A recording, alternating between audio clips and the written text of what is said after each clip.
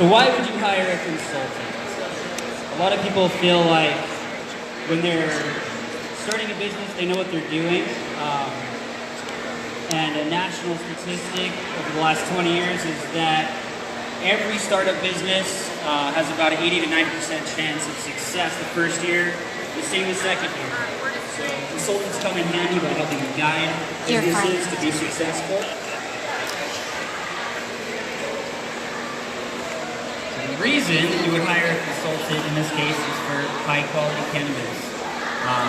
I consult for cannabis businesses across the board from seed to product, and we help them to reach their goals economically and effectively by cutting out wasted revenue and focusing on productivity and overall yield.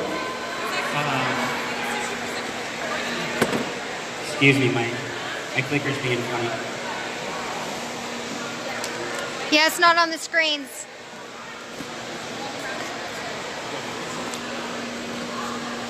They're having problems with the screens.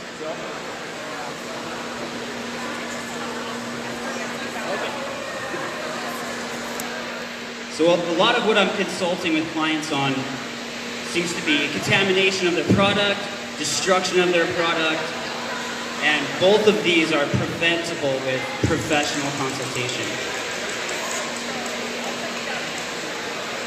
Typically, the first few hours that I spend with clients, especially here in Utah, have a lot to do with pest management, specifically organic pest management, because with cannabis we're talking about a medical, agricultural, consumable product. It not only has to be food grade, it has to be medical grade. That means that you cannot cultivate your cannabis using synthetic pesticides. You also cannot allow it to become infected with powdery mildew. At that point, once it goes to the lab, your product will be denied and you have lost a lot of money. With the right direction, these things are preventable, and you can do that very cost effectively.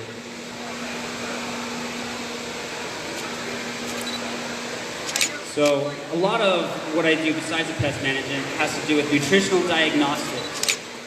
I can look at a plant and I can determine what's going on with it, whether it's a pest or nitrogen deficiency, phosphorus, potassium, molybdenum, manganese, anything. The problem with at-home diagnostics is that typically these characteristics overlap. It's difficult for people to correctly identify the issue that's happening. And any one of these problems can dramatically reduce the overall yield that the client has and the quality of the composition of that yield as well. So the part I'm most excited about is cannabis genetics, or more specifically their phenotypes, the characteristics of their genetics. Not only are there physiological characteristics like rapid, accelerated life cycle progression, overall high biomass, but the chemical composition of the plant has everything to do with this genetics. This is called a chemotype. And about half of my consultations this year are just on the genetics that the client is growing in their crops and how they can focus that towards current market trends. So far, in the last year, I've done a lot more consultation types than I ever realized. Recently, I was doing legislature consultation for cannabis law for a few businesses out here, and just regular business consultation. A lot of it has to do with soil science, hydroponics, aeroponics, and aquaponics construction, and sanitary handling of product as well. Between the network of different consultants that I've hired, we have over 200 years of cannabis agriculture experience, and we've been able to use that to benefit each of our clients in increasing the overall amount that they yield and the quality of its composition.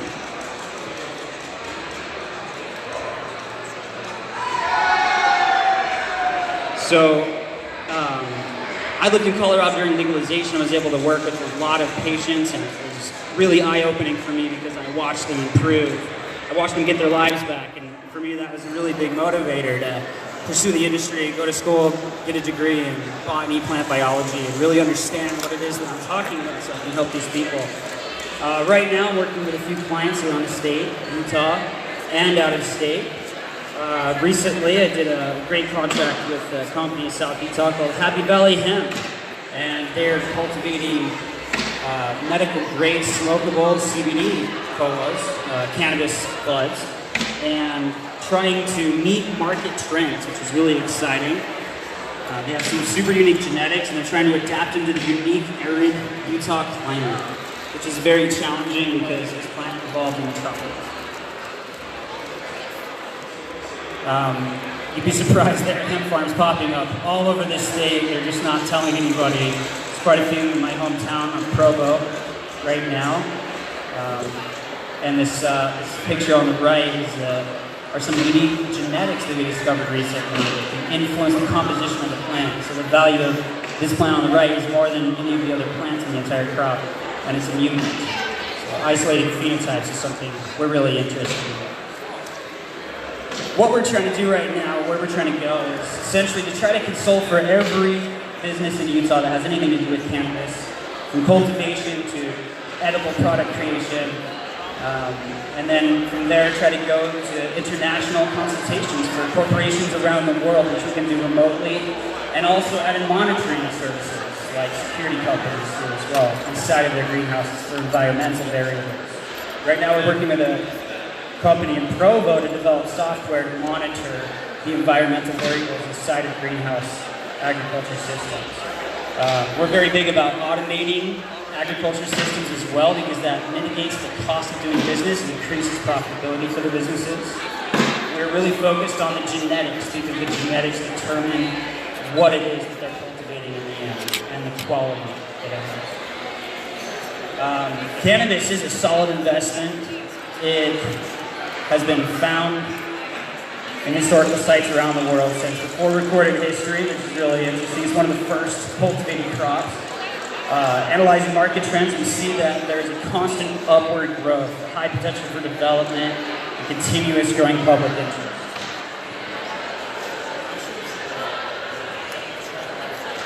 Okay, quick, any questions? Hey, sorry. All right, Robert. So, super cool presentation. There's a lot going on in the space. I know a number of people saw your car. But what's keeping this consultation work versus them doing it in-house?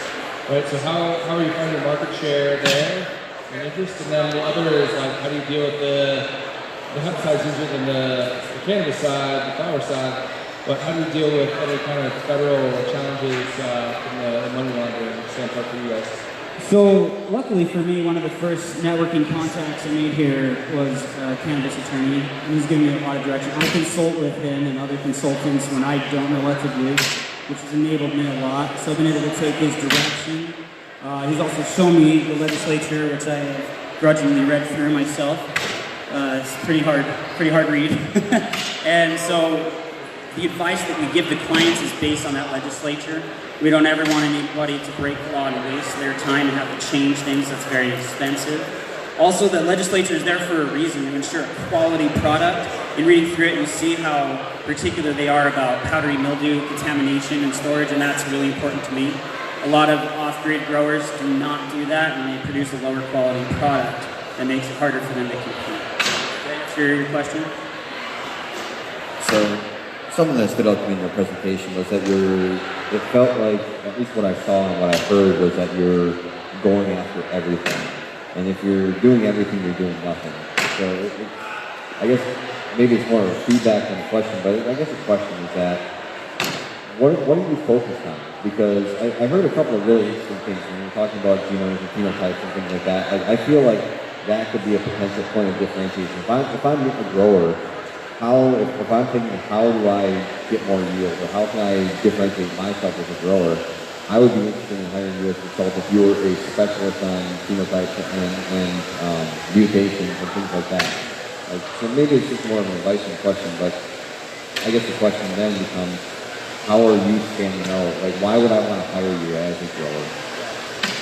That's an awesome question. So I learned a lot of this hands-on before I ever went to school. This would motivate me to go back to school. And in doing so, it exposed me to the concept of phenotypes and genetic expression. And that sparked my interest. So personally, that's where my passion is at. The reason I've been advertising full spectrum industry, is because I've been involved in every part of that process.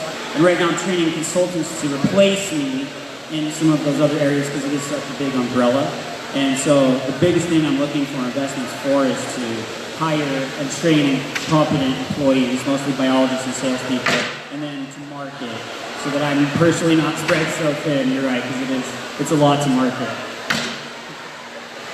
Maybe part of my question about the business model would be there seems to be a lot of opportunities within what you talked about that would be more appropriate to productize. So how can you create a return for yourself that's scalable by going into the phenotypes? And there's a lot of science that you seem to be doing as a consultant that you get paid for, and all that revenue kind of stops, to pursue other company where you're getting paid as a consultant, but you're leaving on the table a lot of IP, a lot of stuff that you're developing. I'm just wondering, is this always going to be a consulting business, or do you see yourself being a consultant, but then also creating products and creating IP and creating things that have sustainable revenue without you having to contribute every hour to it? I see what you're saying. I'm really glad you asked that. I skipped over that a little bit. So the reason that this business can be very sustainable and not just marketing the consultation services, which are zero in cost for me, so it's 100% profit every minute I spend doing the consultation.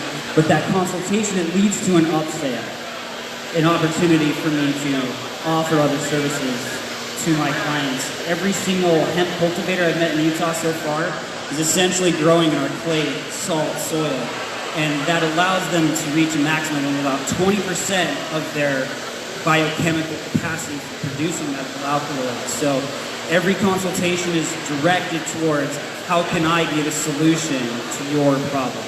So my whole job is finding problems and fixing them for the client. That includes construction of custom greenhouses, anything in agriculture, including extracting, proper curing for a sanitary product in guidance to federal legislature. Awesome. Thank you, Tyler. Can we get a round of applause for Tyler? Woo!